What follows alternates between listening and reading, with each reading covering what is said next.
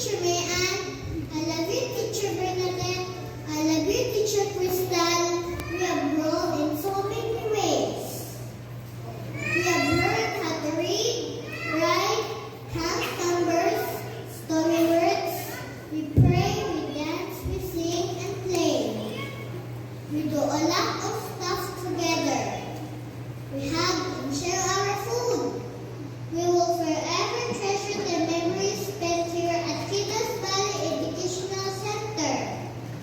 To our parents and guardians, thank you so much for unconditional love and support. Especially to my family, my daddy and mama, tita, kuya Ken, Christine, and Tito. You are my inspiration. To my schoolmates, thank you for the memories we share together.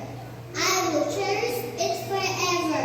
And above all, thank you God for the good health and all the blessings you've given us. Once again, on behalf of Kindergarten Class 2023-2024 at Kitos Valley Educational Center, congratulations to all of us!